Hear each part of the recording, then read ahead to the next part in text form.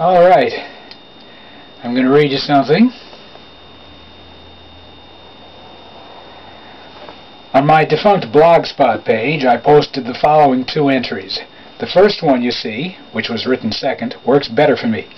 I wrote them thinking specifically of those kitchen sink dramas out of Britain circa 1960, such as A Taste of Honey and the 1966 version of Alfie. Kitchen Sink by Frederick Weems. Right then, Fred, we're going to see Mr. Clipper today. What's he? A sharp gent, you might say, as is Mrs. Clipper. Before Fred could react, his mother cut in. I shouldn't think she's a gent. Sissy said, "Are you taking him to get a haircut, Daddy?" "What if I don't want one?" said Fred.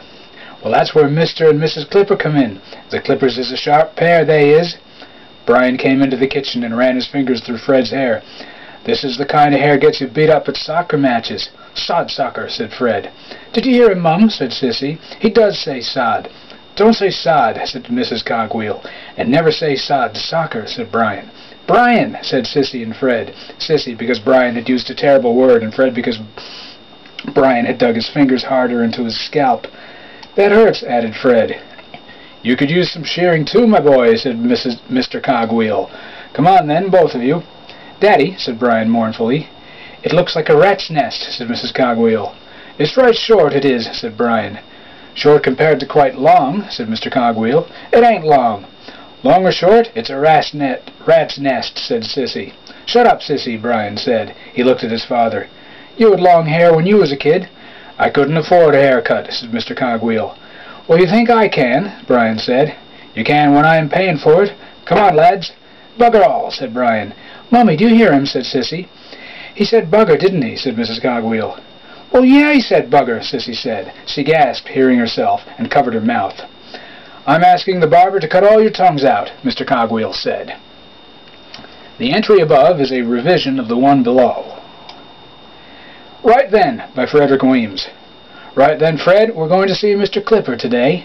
What's he? He's a sharp gent, you might say, as is Mrs. Clipper. Lucy looked at her husband. "I shouldn't think Mrs. Clipper's a gent, sharp or not." Sissy said, "Are you taking him to get his hair cut, Daddy?" "What if I don't want my hair cut?" said Fred. "Well, that's where Mr. and Mrs. Clipper come in. The Clippers is a sharp pair, they is." Turning to his other sons, Mr. Cogwheel said, "And you lot too. Come on."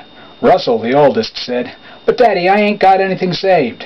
"Then you won't object to my paying," said Mr. Cogwheel. Russell said, "It's right short." "Never short enough, lad. No guff, boys." "Daddy, can we go on the eye?" Kent was already putting on his coat. Mrs. Cogwheel said, "Your father says no guff." "That's not guff. You'll be an hour and a half at the barber with your hair such a mess." "But we never go out for fun." "You never go out for a haircut either. Tommy Maypham gets his hair cut at home. Tommy Maypham's mother can't afford to pay for his haircuts." "Yes, she can." "Well, we can't afford to take you on holiday every time we go outside." All right.